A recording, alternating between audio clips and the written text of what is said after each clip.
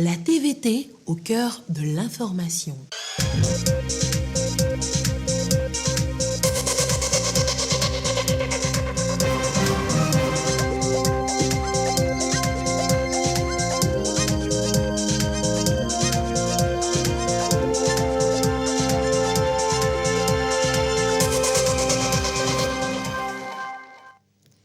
Bonsoir à toutes et à tous. Merci d'être avec nous pour ce journal. Voici les titres. Fin de la première session ordinaire de l'année de l'Assemblée nationale togolaise. Ceci à l'issue d'une nouvelle discussion législative à son siège à Lomé. Les députés sont en vacances après 4 mois de travaux. Nous irons dans ce journal dans la région des Savanes où l'état d'urgence sécuritaire a été instauré après 2 attaques terroristes. Quel est l'état d'esprit des populations? En savoir plus dans un instant. Départ ce matin des derniers pèlerins à la Mecque pour le Hajj 2022. Ils sont 340 fidèles musulmans à embarquer en direction de l'Arabie Saoudite pour accomplir le 5e pilier de l'islam. Et puis la Coupe d'Afrique des Nations CAN 2022 démarre ce soir avec le match d'ouverture entre le Maroc, pays organisateur, et le Burkina Faso. C'est la 14e édition à suivre en direct sur la télévision togolaise. Voilà pour les titres. 4 mois après l'ouverture de ses travaux à Accra, l'Assemblée nationale a clôturé jeudi sa première session ordinaire de l'année. 11 séances plénières ont été tenues et 12 textes adoptés.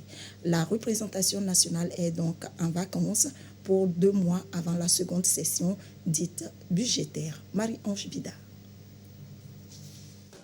Un air de vacances souffle déjà sur l'Assemblée nationale. Les députés clôturent la première session ordinaire de l'année 2022. 4 mois de travaux pour 12 projets de loi adoptés. Nous avons été fortement présents, avec un rythme soutenu, à étudier dans les commissions et à examiner en plénière les projets de loi déposés par le gouvernement. Nous les avons enrichis par nos différentes contributions. Les 11 séances que nous avons tenues nous ont permis d'élire les membres de la Commission électorale nationale indépendante CENI et d'être informés par le gouvernement sur le processus d'adhésion du Togo au Commonwealth, suivi de l'adoption d'une résolution. Aujourd'hui, c'est chose faite.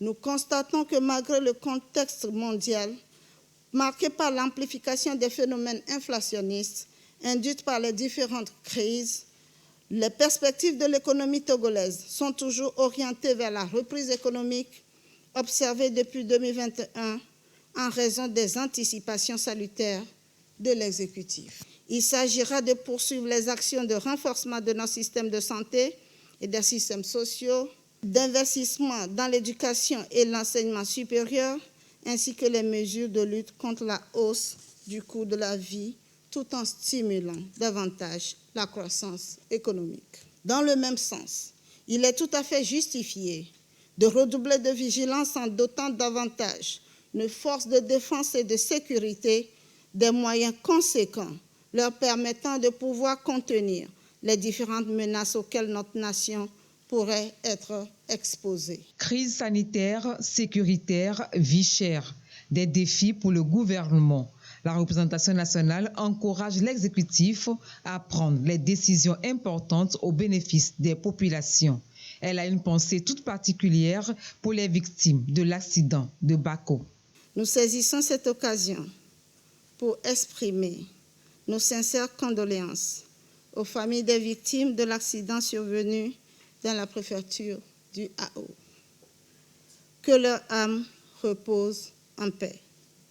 Nous souhaitons également un prompt rétablissement aux blessés. C'est pour moi, ici, l'occasion de rendre un hommage mérité à son Excellence M. Faure Essozimna Gnassingbé, président de la République, pour les orientations stratégiques qu'il ne cesse de donner au gouvernement pour un pilotage avisé des politiques publiques permettant de faire face avec courage et détermination aux besoins de la population togolaise, surtout des plus vulnérables, dans un contexte de crise multidimensionnelle.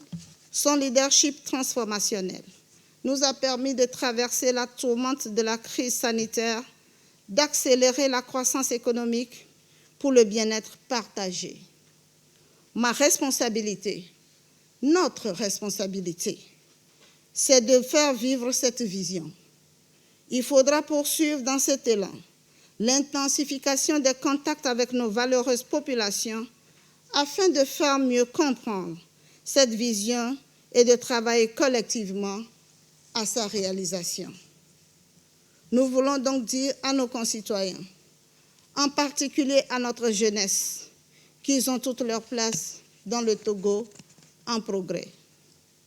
Que les pouvoirs publics reconnaissent leur place dans la société, certes avec leur fragilité, mais également avec leur talent, leur qualité, leur fougue, leur vitalité, la capacité pour eux de rêver et de bâtir un Togo prospère. Les députés partent ainsi pour les vacances parlementaires. Rendez-vous est pris pour le premier mardi du mois de septembre pour la reprise. La région des Savanes est en état d'urgence sécuritaire depuis le 13 juin. La décision est prise par le gouvernement après 2 attaques terroristes dans l'extrême nord du pays. Les populations se prononcent sur ces mesures de sécurité. Propos recueillis par Gérard Lagoudou. Le Conseil des ministres a examiné et adopté un projet de décret instaurant l'état d'urgence sécuritaire dans la région des Savanes. Au grand mot, les grands remèdes. De novembre 2021 à mai 2022, la région des Savanes a vécu une attaque terroriste meurtrière et 2 tentatives repoussées par les forces de défense et de sécurité. La menace est donc réelle et a déjà franchi nos frontières. Même environ 1000 citoyens burkinabés ont choisi la ville de Dapan au Togo pour se réfugier. Mamadou, ex-maire de Madouari, dans la région de l'Est, dans le Faso, n'est pas épargné. Au départ, nous avons cru que c'était juste l'affaire de l'État. Alors, c'est les forces de défense et de sécurité qui feront tout ce qu'ils feront pour nous faire sortir de la situation. Et nous avons cru à cela jusqu'à effectivement la situation nous rattrape aujourd'hui. Donc, ça s'est dégradé davantage ici au Togo, et plus précisément à Dapan. Les MOBA, c'est les dérivés de Gourmanchi. Donc, c'est nos frères. Donc, l'intégration devient facile parce qu'on se retrouve entre nous, entre des gens qui parlent le même dialecte. Donc, ça renforce davantage aussi ce vivre ensemble. Le gouvernement togolais, à travers ce décret portant état d'urgence sécuritaire, entend renforcer davantage les mesures déjà prises pour la protection des citoyens, la défense de l'intégrité du territoire et le fonctionnement des institutions dans la région des Savanes pour le bien-être des populations. Si nous on voit un étranger, on ne le connaît pas, on lui pose des questions. Si ces questions, il ne répond pas nous bien, obligatoirement, il faut signaler la sécurité parce qu'à cause de la sécurité, nous on vivait ici. Sinon, l'affaire des djihadistes là, nous-mêmes, on voit que ce n'est pas bon. Nos sécurités, ils sont derrière nous, on les encourage.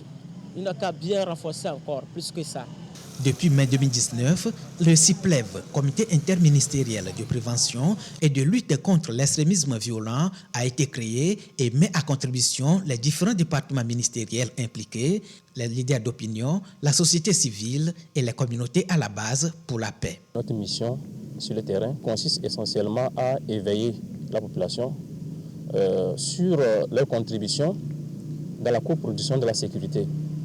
Donc l'état d'urgence sécuritaire vient rappeler justement cette mission. Aux côtés du gouvernement, plusieurs organisations internationales élaborent et mettent en œuvre des initiatives pour accompagner les populations en vue de renforcer la cohésion sociale, la paix et le développement de la région des Savanes. Le projet Savane Motog, piloté par Plan International et ses partenaires, en est une parfaite illustration. C'est beaucoup plus des mesures d'adaptation. Comment s'adapter à la crise et continuer les activités. Et nous avons les 13 médias qui sont dans la région des Savanes, qui sont en train de faire passer les messages clés autour de la cohésion sociale, comment amener les populations à communiquer. Que ce soit au sein de la chefferie traditionnelle ou encore des leaders religieux, l'état d'urgence sécuritaire est également bien apprécié et chacun compte jouer pleinement sa partition pour l'atteinte effective des objectifs placés derrière cette mesure. La collaboration est de mise parce que les forces de l'ordre collaborent déjà avec les populations. Nous devons aussi leur tendre la main pour que cette collaboration soit effective afin que cette menace soit repoussée. Nous avons un seul message que le Seigneur nous a transmis dans Matthieu 5, verset 9. Il dit là, heureux ceux qui procurent la paix, parce qu'ils seront appelés fils de Dieu. Donc ce message, c'est ce que nous véhiculons. Nous disons à nos populations que désormais, pour sortir même, il va falloir que chacun soit muni de ses pièces d'identité, parce que l'une des actions consiste à la vérification des pièces d'identité. On peut procéder à des perquisitions si c'est nécessaire. On peut interpeller des individus.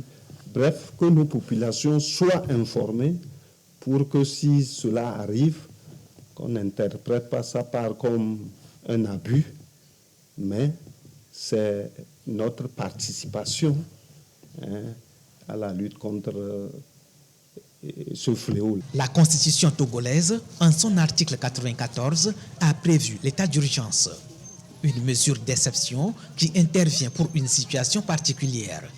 Pour l'heure, il s'étend sur 3 mois et n'est dirigé contre personne, si ce n'est que l'ennemi commun, le terrorisme. Les commissaires de la CENI, Commission électorale nationale indépendante, sont en fin de formation. Les travaux se sont déroulés à Atapamé durant 4 jours, ce qui leur a permis de s'approprier les termes en lien avec les élections, notamment le contentieux électoral. Sylvain Abdou, en savoir plus. C'est une rencontre de mise à niveau des membres de la CENI, Commission électorale nationale indépendante, commission mise en place le 24 mars dernier pour la gestion des élections à venir. Pendant 4 jours, les 17 membres se sont imprégnés du fonctionnement de cet organe de gestion des élections, sa mission entre autres. Une rencontre pour mieux s'organiser et bien préparer les élections régionales de 2023. Il fallait que nous comprenions ce que c'est que le travail d'équipe au sein de la CENI, les fondamentaux juridiques même du contentieux électoral.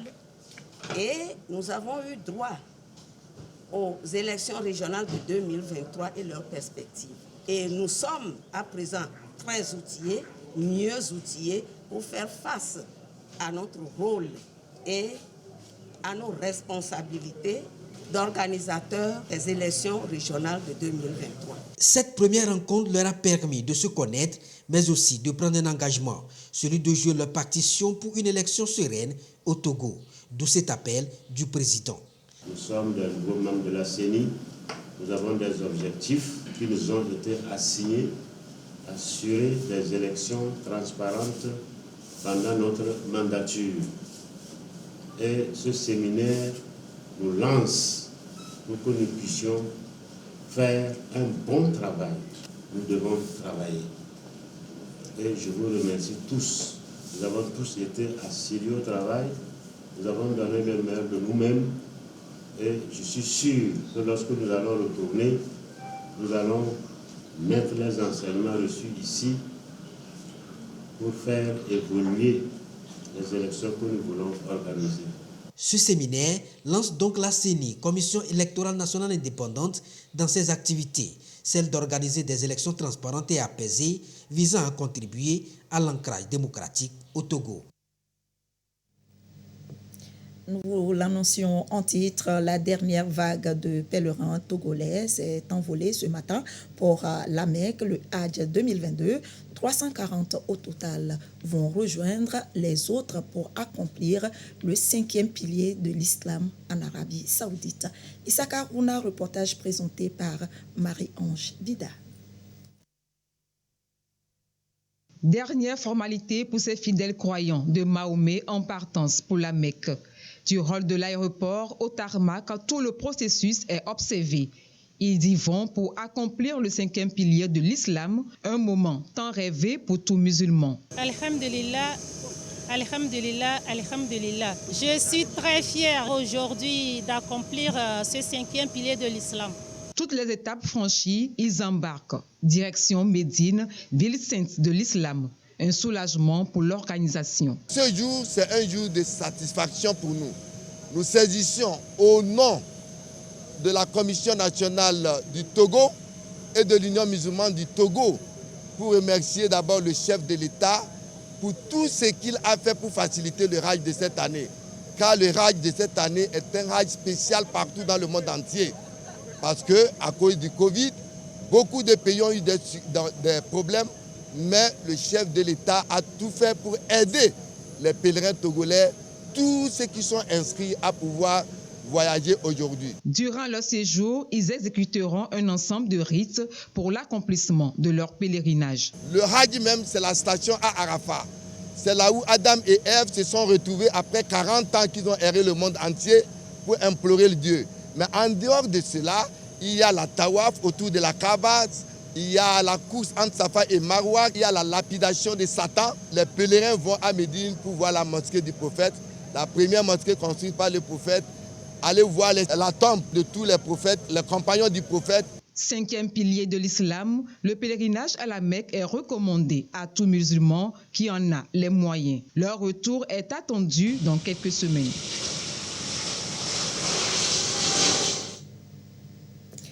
Pas d'entrée ni de sortie de produits illicites par voie maritime au Togo. C'est la volonté affichée par le gouvernement togolais avec la mise en place de l'unité mixte du contrôle des conteneurs depuis 2010. Une dizaine d'agents de cette unité vient de boucler une formation pour être plus efficace sur le terrain. Ekwesala nous en dit plus. Le golfe de Guinée en proie aux trafics illicites tous azimuts. Trafic de drogue, trafic d'armes, de médicaments, de biens de contrefaçon, voire d'êtres humains. Face au phénomène qui prend de l'ampleur, le Togo envisage des approches de solutions. Parmi elles, la formation des unités de contrôle de conteneurs. 5 jours de remise à niveau de 13 agents de la gendarmerie, de la police et des douanes. Ces agents n'avaient jamais reçu de formation pour la fouille des navires dits de commerce. Et donc, le projet SICOP a dépêché 2 experts de la douane française pour leur donner un cours complet, théorique et pratique sur la problématique de la fouille des navires de commerce qui est spécifique de par leur taille déjà. La problématique de ce cours-là, par l'étude des structures et l'étude des plans d'un navire, qui est un dessin architectural qu'il faut intégrer et comprendre afin de reconnaître comment les organisations criminelles arrivent à déstructurer leur navire, à cacher la marchandise et le reconstruire autour de cette dernière. Donc il faut avoir des connaissances assez approfondies en matière de construction navale. En réalité, il existe plusieurs niveaux de formation et on a fait ici sur le port de Lomé une première formation qu'on appelle formation débutant. Bien entendu, tout au long du projet SICOP, ils pourront recevoir des formations complémentaires afin d'avoir donc des acquis professionnels beaucoup plus importants que ceux qu'ils n'ont aujourd'hui. La session est organisée dans le cadre du projet de coopération portuaire SECOP, projet financé par l'Union européenne en faveur de 30 pays dans le monde. Son objectif, renforcer l'efficacité du réseau de renseignement et de contrôle, mais également améliorer la coopération et le partage d'informations entre les États bénéficiaires. À retenir également de ce journal, ce forum organisé par l'association chrétienne internationale Christian Blind Mission. Une journée de réflexion et d'échange avec les personnes en situation de handicap. Objectif, mettre en place des stratégies efficaces pour un développement durable et inclusif des personnes handicapées. Marie-Thérèse Nabédé voit Ulrich Amega. Les droits des personnes handicapées au Togo, le sujet retient les attentions à ce forum d'échange. L'organisation internationale Christian Blind Mission et la société civile plaident pour un développement durable et plus inclusif des personnes en situation de handicap.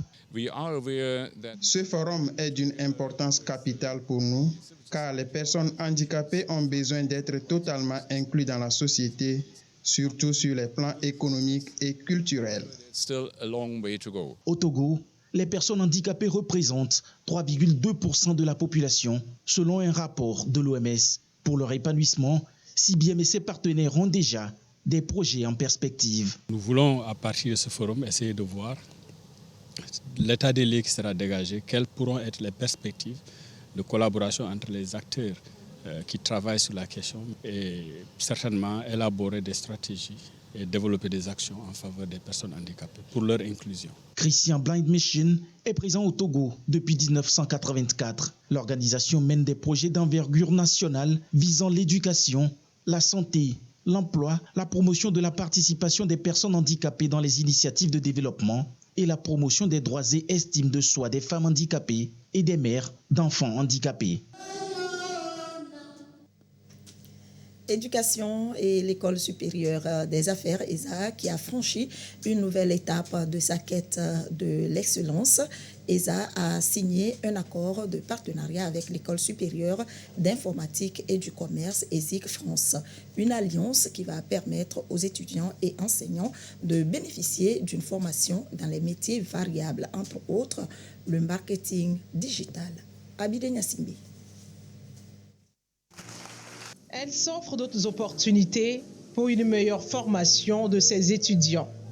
L'École supérieure des affaires ESA signe un accord cadre avec l'École supérieure d'informatique et du commerce ESIC France. Le contrat met un accent particulier sur des métiers d'avenir, notamment l'informatique et la cybersécurité. Et dans le cadre du partenariat, ça sera le master qui sera mis en avant, Master Business Developer, avec option marketing digital, donc sur tous les métiers aujourd'hui d'Internet. Ensuite, sur la partie informatique, pareil, nous commençons avec des BTS SEO, une licence concepteur et développeur d'applications, et ensuite les masters ESI, expert en système d'information, et les 3 spécialités, donc data scientist, expert en cybersécurité et chef de projet informatique. Promouvoir et consolider la coopération avec le milieu socio-économique, c'est bien l'un des principaux axes stratégiques de l'ESA. Nous faisons les partenariats parce qu'aucune université, que ce soit publique ou privée, peut avoir toutes les compétences pour pouvoir former les étudiants, la jeunesse. Donc nous cherchons à travers des partenariats, des compléments que nous avons, des compétences, des filières que nous avons. Le ESIC va nous apporter à travers la plateforme Castor la possibilité aux étudiants togolais et de l'Afrique qui sont présents, les 32 nationalités qui sont présentes ici, de faire la formation en ligne. Donc, ils vont suivre les mêmes formations que leurs étudiants à Paris. Les enseignants qui veulent se recycler, même les salariés qui sont en entreprise. Les salariés, je prends l'exemple de ceux qui sont informaticiens en entreprise, ils doivent venir s'adapter, se recycler et avoir une compétence nouvelle qu'est la cybersécurité. Le credo de l'École supérieure des affaires, faire des apprenants les meilleurs dans leur domaine. Dans la préfecture de la Kéran, ce sont de nouveaux bâtiments scolaires qui ont été construits au profit des écoles primaires publiques de Koblé et Sikouté. Des réalisations à mettre à l'actif de l'ONG Osara pour de meilleures conditions d'études des apprenants. Nestor Mouzou. Un bâtiment de 4 classes avec un bureau pour l'administration, un autre de 2 classes pour le préscolaire et la cantine, des sanitaires et un forage réhabilité. C'est ce dont a bénéficié l'école primaire publique de Koblé, à une 60aine de kilomètres au sud de Kanté, dans la commune de Kiran 2. Ces infrastructures ont été réalisées par l'ONG Osara et ses partenaires issus de la République fédérale d'Allemagne pour améliorer les conditions d'apprentissage des élèves. La population de Koblé s'en réjouit. Je les élèves se découragent de venir à l'école parce que quand il pleut, les mouilles, et aujourd'hui, nous avons une chance que Osara est venu nous construire une école confortable. Sikouté, une localité située à une 40aine de kilomètres à l'ouest de Koblé, a aussi bénéficié de la générosité de l'ONG Osara et ses partenaires. Ici, c'est un bâtiment de 2 classes avec bureau qui a été construit pour mettre les élèves à l'abri des intempéries. À ce bâtiment s'ajoutent des sanitaires. En collaboration avec les parents d'élèves, nous avons pu confectionner un appartement en paille suivi par après d'un apatam amélioré. À présent que nous avons un bâtiment digne de ce nom, à la rentrée 2022-2023, toutes les conditions sont réunies et le travail serait dans les conditions normales. Créé en 2017 et basé à Hambourg en Allemagne, l'ONG Osara a plusieurs domaines d'intervention. L'éducation est l'un des domaines dans lesquels elle intervient beaucoup. Nous intervenons beaucoup plus en matière d'éducation parce que l'éducation est au centre du développement.